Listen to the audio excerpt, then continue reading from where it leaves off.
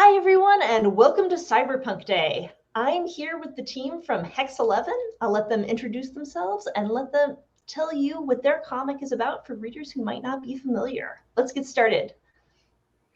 Hi, I'm Lindley Forrest. I'm the editor and the producer of Hex11 and the CEO of Hex Comix. I am Lisa K. Weber. I am co-creator and artist of Hex11. And I am Kelly Sue Milano, and I am also a co-creator and the writer of Hex11. Thank you guys so much for being here today. What's Hex11 about? Yeah. Well, the short pitch is Harry Potter meets Blade Runner. Wonderful. That's what pulls them in. The little longer story is Eleanor, who is our hero. She is a young witch in training, and she lives in this huge slum outside of this large city called Pirion. In the process of our story, Eleanor is under the tutelage of a witch named Vera, and she's very eager to get out there in the world. And during the process, she ends up running into a black market magic dealer, decides she needs to get involved, and the story kind of goes from there. Ultimately, it is a story about the widening gap between the haves and the have-nots, and the justice that they all kind of search for and hope to find. Excellent. That was a new take. I liked that. Did you like it? I don't know. I can do the old way, but I kind of lost the thread for a second. Then I was like, hey, wait a second. Maybe the whole thing about justice is so relevant, very topical. It's so relevant. I think that's why I'm feeling it. I'm feeling it so hard right now. Yeah. Well, Mars is retrograde. Again.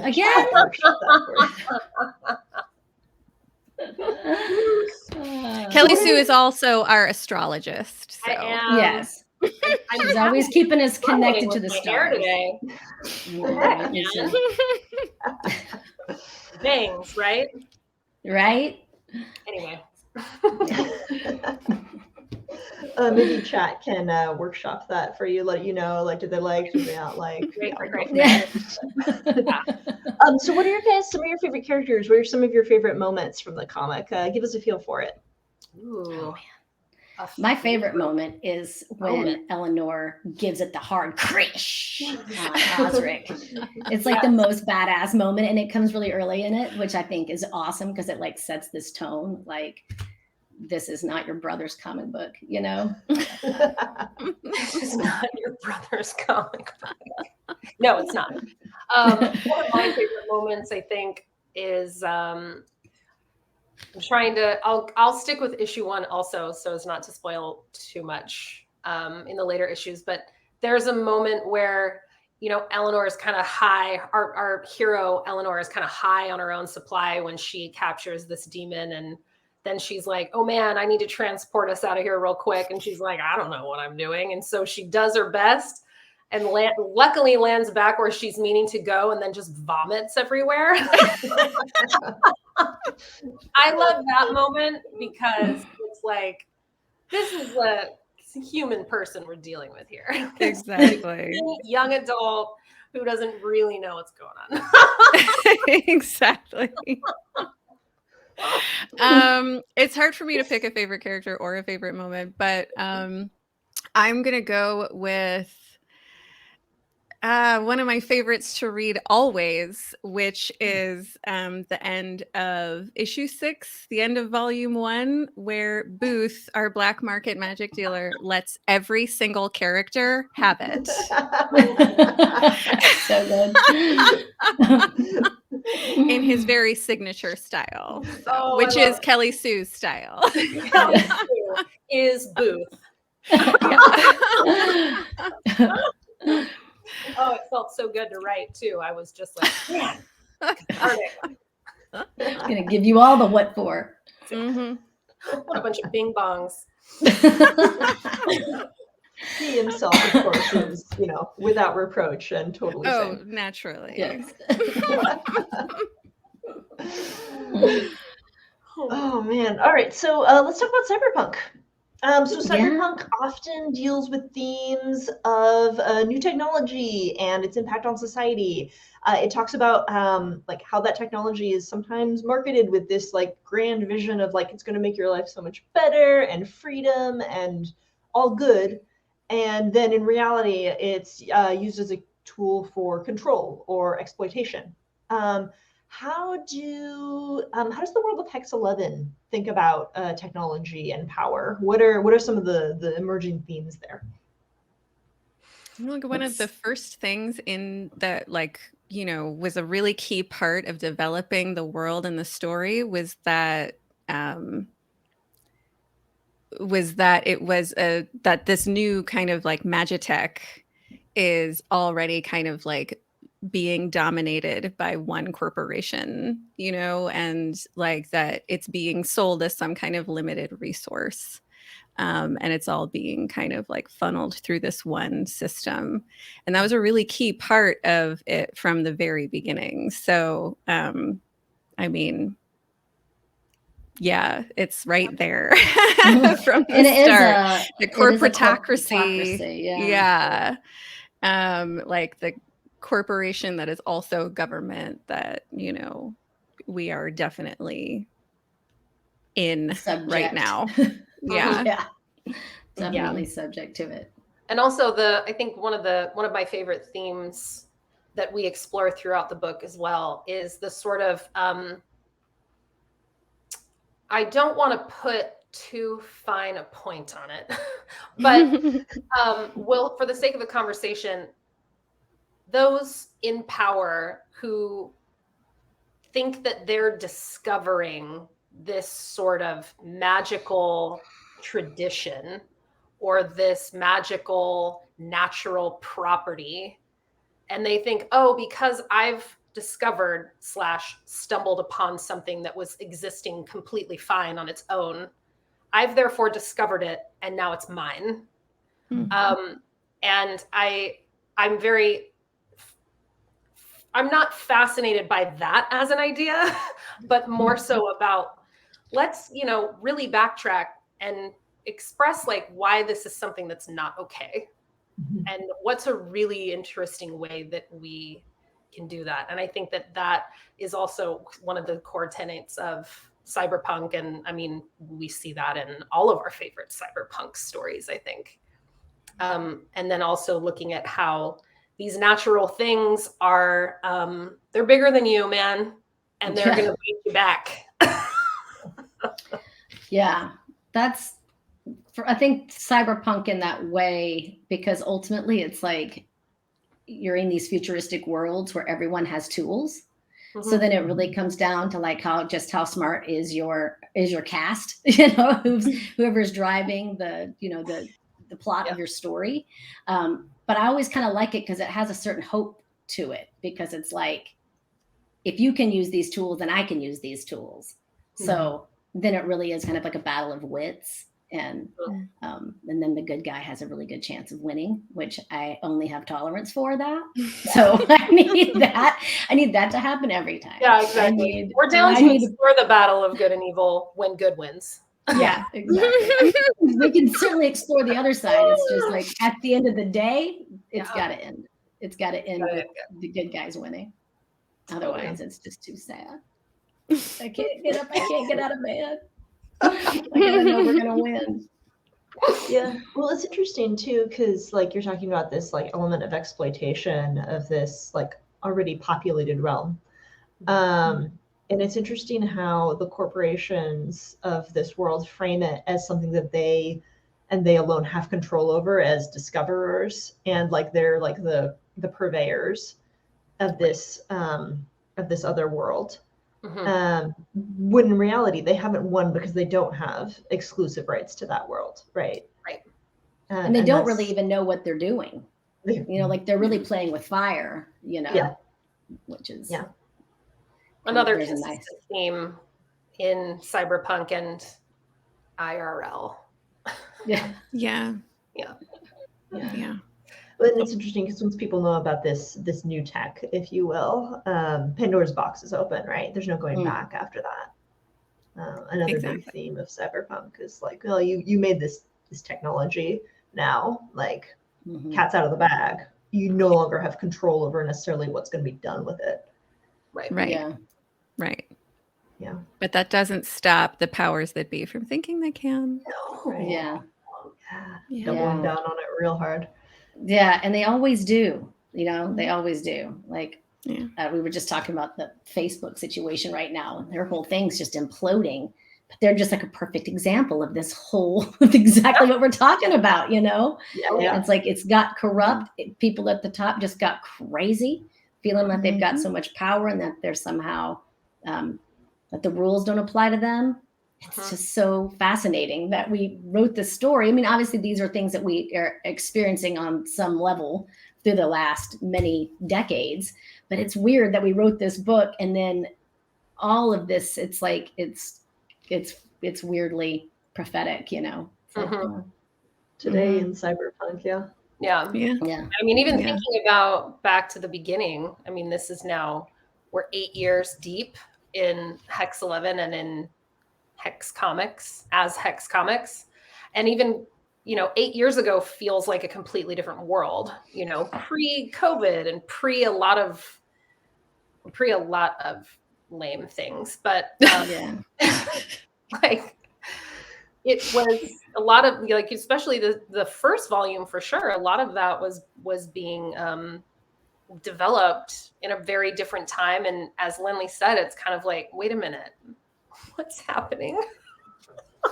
This is crazy. But I think it, you know, it's an enduring, these are enduring themes, and it's an enduring kind of, it's what makes cyberpunk so cool is it aligns with our lived experience. Yeah.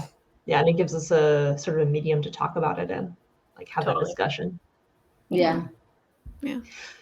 So let's talk about the artwork. The artwork is My gorgeous. favorite. Thank First thing you. that drew me to it is just love it, love it. Character design is amazing. I love the like light and dark contrast like across the city, as it's beautiful, all of it. Oh, thank you. How do first off, what made you land on this art style?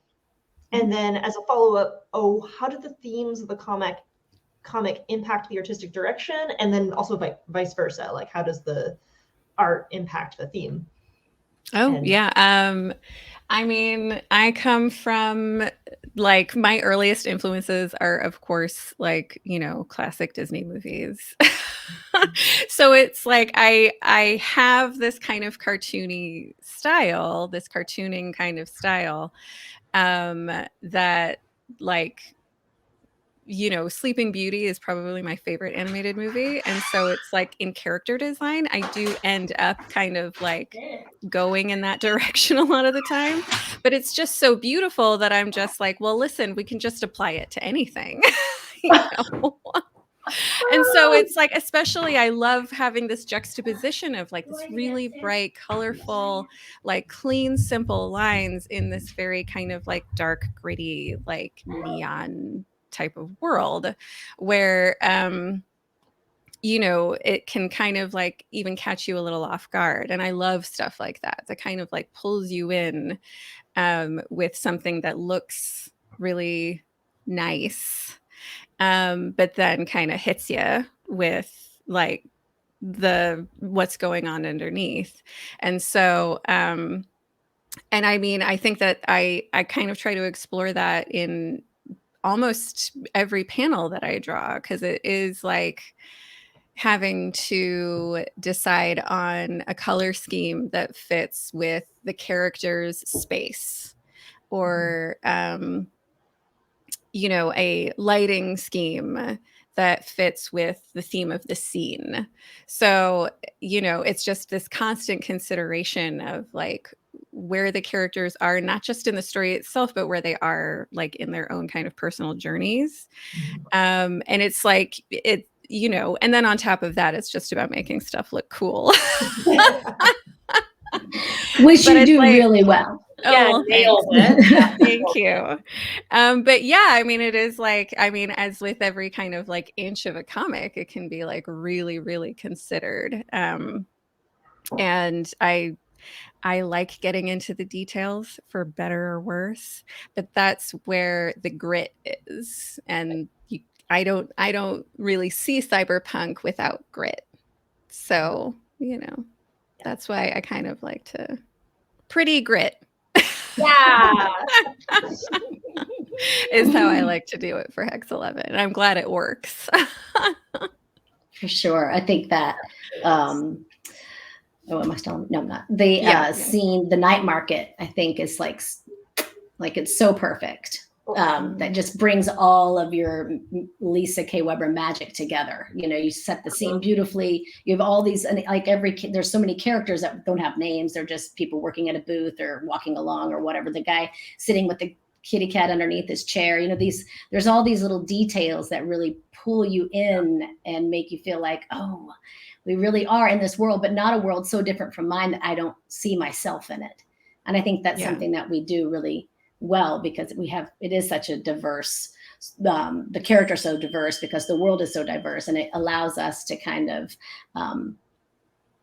it just broadens it so that everyone can read it. Everyone picks it up and can say, oh yeah, I can see myself in this, Yeah. I think that's I remember the first time I saw that page and I was like, how is this giving Blade Runner and Sleeping Beauty and Spirited Away? How is it possible? I mean, it's pretty much exactly what I was going for when I drew it, so. I mean, it's always nice to hear when I nailed it. I nail it frequently.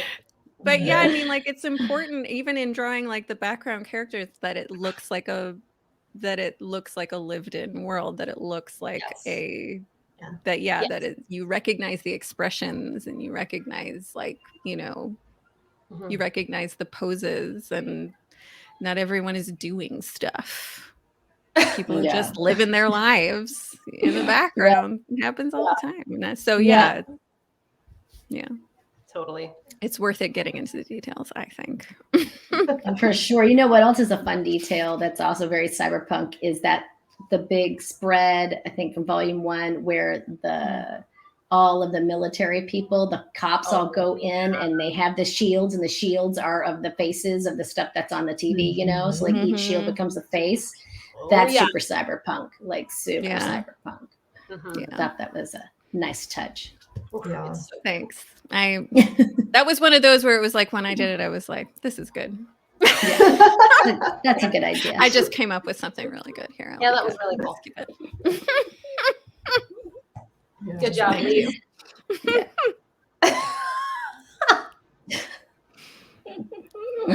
Awesome. It's been a ton of fun, is what it's been. Yeah. Like making it and putting it all together, and from the very first one, since it's our anniversary of the Hex11, like that first day, that first time we got them printed, and then Lisa was like, oh no, like, people are going to read it now. And it was like, yeah, they are. What if they don't like it? And I'm like, well, that's not an option. That's just not an option. I'm just going to go with this. That's always been the best. Lindley being like, this actually, we don't have the option of this not being a hit. We need to make this money back. Well, that, yes. But it's like, we know what we can do, like we're not going to half-ass this or something, or sit down on it. Like you have to, if you're going to do it, you better do it. Otherwise you're just wasting time and money, and there's no need. Oh boy, and did we do it? Yeah, we did. Great. Yes, Let's get into that a little bit more. What were you guys hoping for when you set out to tell the story of Hex11? And do you feel like you've accomplished that? Well, we set out, we only had a plan to make issue 1 and then see what happened. But then it was really well received. And as I was telling you before, we went and we printed 150 issues of issue 1. And a bunch of the people who were super supportive, everybody was kind of like, what are y'all doing? And we were like, don't worry about it. Okay. We're making a comic book and it's going to be fine. I know it seems weird or whatever, but it's going to be great. And we ended up, wandering over there, and everyone was like, listen, don't be sad if nobody buys your comic. I mean, it's really hard. It's hard out there. It was like, yeah, don't worry about it. Like, we're not worried about it. We're just having a good time. You know, we're just going to do the best we can. Yeah. I wasn't worried about it. I was like, this, whatever it is, this, you know, as my cabaret director used to say, like, no puppies are going to die here if you mess up your lyrics on this song. I mean, this is not a freak out, you know, come on. And so we got there, and we sold out of all of our books before noon on Sunday.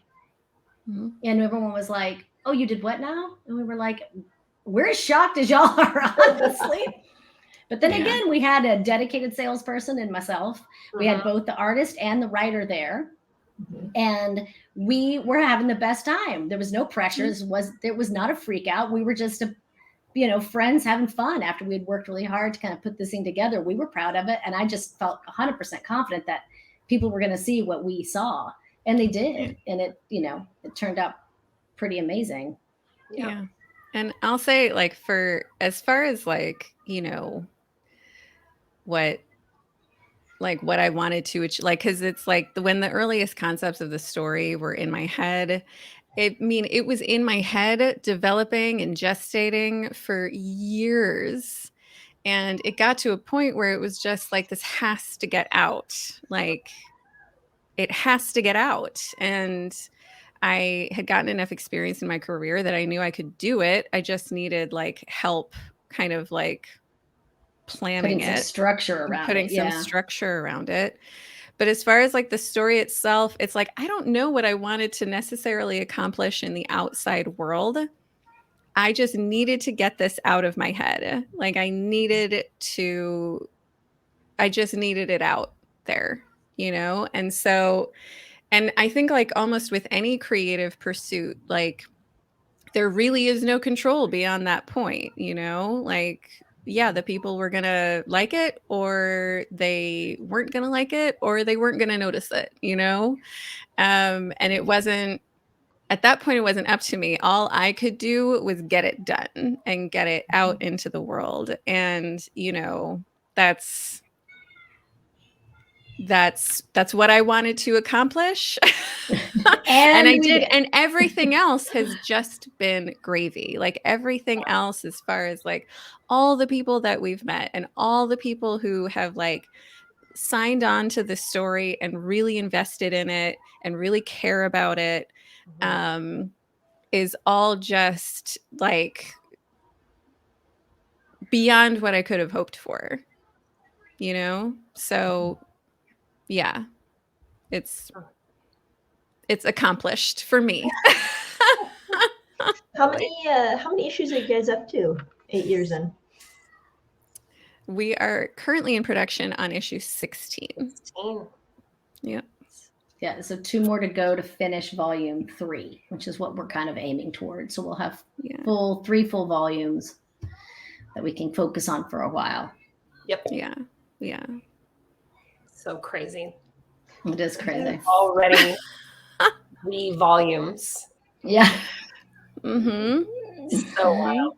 Yeah. We're just I can't say I'm looking forward to the Kickstarter, but then I kind of am looking forward to the Kickstarter. I'm looking forward to the omnibus that I'm going to hold in my hand. Yeah, like a hardcover with some beautiful. Oh man, that's going to be sweet. Artwork, embossed. Yes. Some gold foil on there, maybe. Oh, yes. Now we're talking about Those are some Old Testament vibes. Old Testament vibes, exactly. Cyberpunk Bible. Totally. Everybody needs one. Cyberpunk Bible. Yes. Good stuff. So we've already talked about this a little bit. But cyberpunk is a genre that both warns about the dangers of the future, but it also explores difficult topics today. And like I said, we've already touched on that a bit. How does Hex11 speak to the world today or explore a darker possible future? Wow. It does both of those things. Yeah, I think so. I think it also, I mean, the dangers of oppressing any population of people are evident in both Hex11 and in the world today, very much so.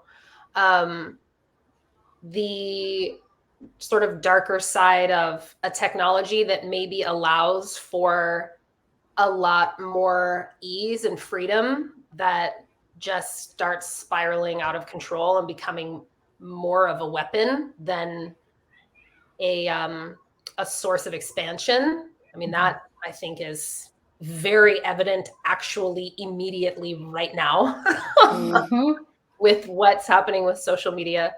And then I think it also, you know, one of the things that we I will speak for the team on this point, is also looking at what is possible in the future in terms of positive things. We really wanted there to be a lot of positive representation in our book and in our characters and in their stories and who they are and who they love.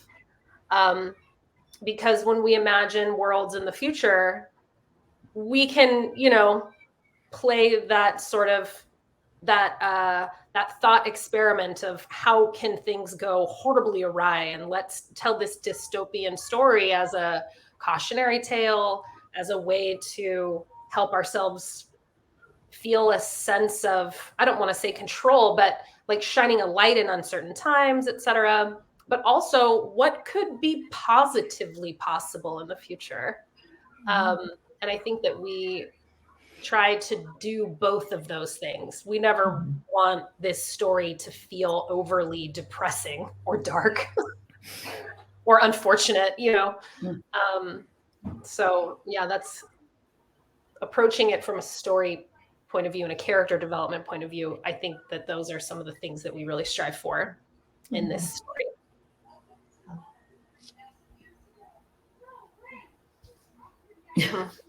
I can say more about it. You want me to keep going? I can keep talking. Don't let me stop No, you. I think you just said it so well that I'm like, I don't have anything to add because you just said it all. So. Because man, I'm actually very proud of myself for coming to a natural end when, as we know, I can just go. Just keep on talking. Continued. Yeah.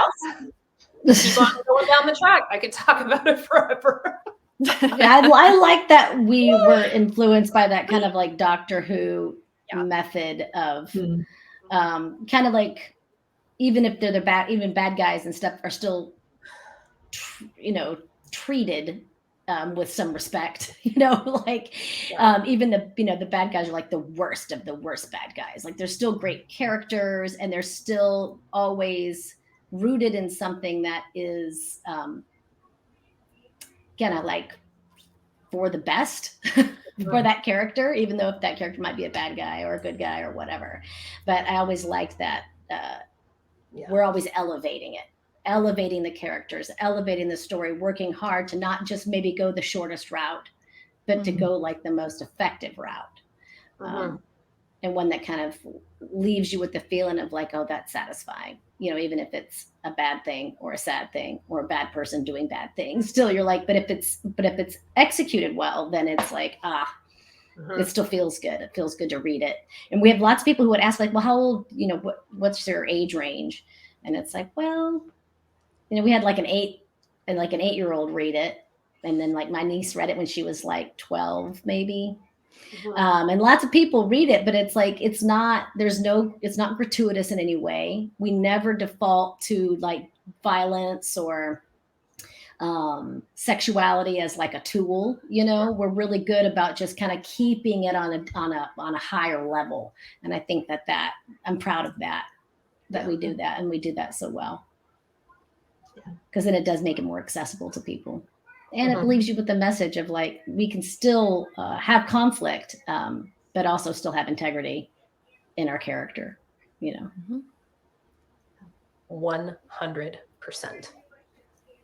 That's what I'm saying. Same.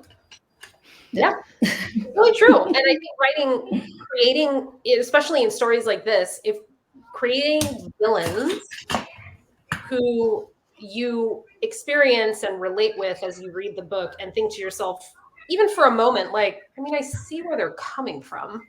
Like those are the most powerful villains, and those are the most powerful stories, because then as a reader you experience this villain who is, I mean, we have some villains in Hex Comix, or I'm sorry, in Hex11, where you're like, no, that's just not what you do, like that's just bad, period. Mm-hmm. But we also want for there to be this history to these characters where as readers we can say, I understand how you got here. Mm-hmm. That is one of the important parts of telling really good cyberpunk stories, I think, because that becomes the cautionary tale. The villains are the cautionary tale, right? Mm-hmm. If you can understand how they got from A to B, then you can be like, oh, if I find myself in a situation where I'm offered the red pill or the blue pill, I'm going to think to myself, well, look at what happened to Faye. Right? Just look at what happened to Faye. That's all you need to know. Exactly. It's true. So, yeah. I hope that makes sense. Yeah. No, it does. I think so. Yeah. What surprised you in the course of making this comic? Oh my God, how many fans? Like the community that was created. I didn't anticipate that at all. I don't know. I wasn't thinking about it. I was thinking about the logistics of making this, of physically making this happen, like the book and then the show and the thing and the stuff and the next step. And then it was right after, I think, LA Comic-Con that I was like, oh my gosh. Because then, oh no, it was WonderCon, the next show we did after LA Comic-Con. Well, I guess it was Phoenix Fan Fest, and then we did WonderCon. But it was like, we started seeing the same people coming back to get the next issues and being like, oh my God, I love it. And then before we knew it, we had a whole community of people like, wow, look at us having a whole, it was incredibly rewarding. And I just never even thought it just never crossed my mind. And then all of a sudden it was like, oh, well, and then we were like, well, aren't we responsible for something? Well, yeah, that was part of like selling out of issue 1 was like, oh, we now have a responsibility to keep making this book, we can't leave all these people hanging. So, and I mean, I'll say that like the biggest surprise for me has actually been just the collaboration and how that has like taken, the early kind of like conceptual thoughts that I had, and allowing them to be molded by other people, to allow them to be molded by my creative partners has been, this is the first major collaborative project I've worked on. And so it was a huge surprise to me to see how much better the story can be when you are open to other people's ideas, and like that it's, that this idea that you have in your head, it's not yours. I mean, certainly once you make it, it's not yours anymore. And that has been kind of surprising. And that's a good thing that it's not yours anymore. As you start getting feedback, as you start getting other kind of like influences in there, it becomes that much more relatable to people. It becomes that much more universal. So that's been a really pleasant surprise in the creative process to learn about. 100%. The experience of this collaboration has completely ruined me for like creating anything by myself ever again. Yeah. No thanks. It's better when you're collaborating. It's better with a team. It just is. Yeah. I think especially when it comes to these kinds of stories, like if it was a very personal story or something where it's like, this is me in here expressing this one experience or expressing myself in this one way. But if you're going to tell a broad story like this, where you're going to have multiple characters and you're going to have a really diverse world and all this stuff, I think it really does help to have, some trusted input in that. And when Lisa and I had started talking about this before we met Kelly Sue, and when we were having those early conversations, and it was so interesting because Lisa had already, she'd already built out this world. She already had a handful of the characters. She had a general like sense of where she was headed with it. And I just remember thinking like, how are we going to go? But how do we get the words into the people's mouths? Like, how does that happen? It seems so like, well, the doy, like, we know how stories get made or whatever, but in the moment it was like, how is this going to work? And then when we met Kelly Sue And she had the skill set. Because she'd just come out of this writing class, and she was really prepared. Then when we all sat down, just instantly it was like, oh, holy shit, this is going to work. We're going to do this. This is awesome. Because there was this big like black hole. Lisa and I both were like, how are we going to, we just have to get a writer. And then Casey was like, well, you should call this woman, Kelly Sue. She used to work with me at the ad agency. She loves this stuff. Call her. She'd be perfect. And we did. And she was, and the rest is history, you know, but it was like, oh, wow. Find the people you need, find the skills you need. Don't get, you know, don't get all down on it, like, or abandon your project because you can't figure out how to make the next step. Figure out who it is you need to call, you know, find a friend, go to a seminar, go online, look for somebody. I don't know, figure it out though, because there's people out there, and it does help, because so many projects get derailed because it's just one person in there, and there's just all along the way, there's so much discontent, and there's so much concern, and there's so much, I don't really know what I'm doing. And then you end up not getting it done.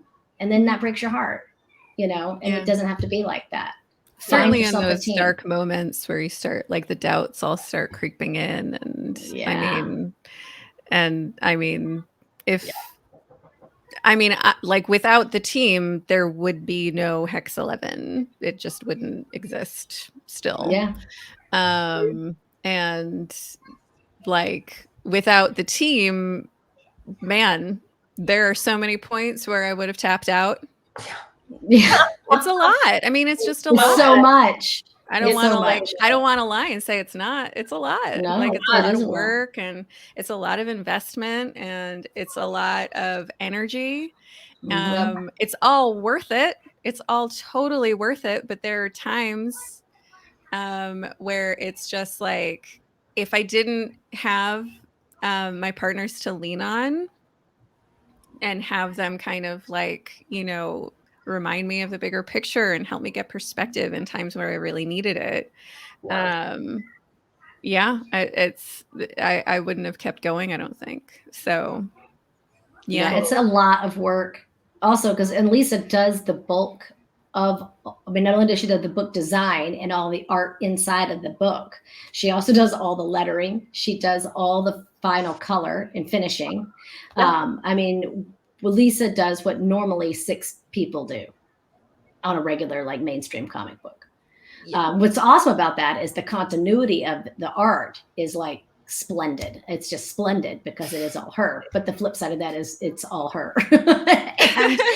and we have to have conversations like, is your butt attaching to the chair yet? Or is it just a separate piece? You have become one. Are you becoming one with your unit, like your desk unit? There definitely is. We've been watching Interview with the Vampire. And there is so delicious. There is a theme that they Lisa's blushing. Touch on a little bit in the show, which is the cost of creation. And there is a cost for creation. Yeah. I think that's one of the things that was the most surprising to me. And the beauty of it is that, like, you know, for the longest time, I put a dream like this on a pedestal, thinking like, oh, once this happens, then my life is going to become all the things that I've ever wanted it to be. And it's going to be easy and fluid and relaxing. And I'm going to feel so fulfilled, right? That's true in some ways. But when your dreams come true, the other part of that is that, like, there's a lot of work for you to do there. And when your dream happens, you are responsible for that work.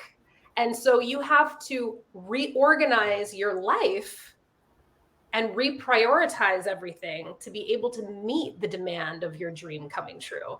And this is something that not very many people had talked to me about in my life. So there was a surprise, but I mean, the fruits of the labor are far and away worth any sacrifice. And I think we found that to be true when we had our first cosplayer, or after the issue, we had people who were really wildly connecting with this sort of one-off romance that Booth has in the book. Mm-hmm. And they had made fan art about That's it. right. So much fan art we've gotten, which is another So much thing. fan art, which is then it's like, I don't think that there's a greater compliment than fan art, than someone sitting down to their creative space and making something inspired by something that you've done. I think that was the moment where I was like, well, our work here is finished. I'm not going to get any It was a better big than deal. this. It was a big deal. Yeah. Right. And it still is, like, every time. Yeah. When then we'd have the kids that would come up and be like, I really want to go to art school. Like, how do I do this? You know, and spending time talking to them about, well, you know, what are your dreams? What are your goals? What is your vision? And, you know, being open to, you know, having those conversations with people. To inspire someone else is like the paramount thing to do in this life. Conversations and then having people come and find us at shows with the book that they made after going to art school. It's like, whoa. Yeah. Cyberpunk dream. Cyberpunk dream. All right, well, we are just about out of time here. I think that's a fantastic note to end on. People find this amazing, inspiring comic and enjoy it for themselves. Oh man, you can find it at hexcomix.com, which is always a great place to start. You can download digital versions of all of our issues and volumes there. You can also find us on Comixology, which I think now is just, are they just calling it Kindle? I guess it's just become Kindle. Yeah. So on the Amazon platform, you can find us there. Sometimes in your local comic book store, you can find us, depending on which one it is. And you can always order them from hexcomix.com, and we'll ship hard copies all around the world. We've got upwards of 70,000 readers worldwide right now. So if you guys want to get in, come on, we'll give you a copy. Yep. You can download issue 1 from free from our website too, just if you want to dip your toe in. Right. Dip a toe. Dip a toe. Well, thank you guys so much for joining us on this Cyberpunk Day. Thank you so much for having us. Rachel. All right, you all take care and happy Cyberpunk Day. Yeah, thanks. You too. Happy Cyberpunk Day. Yay. Bye, y'all. Bye.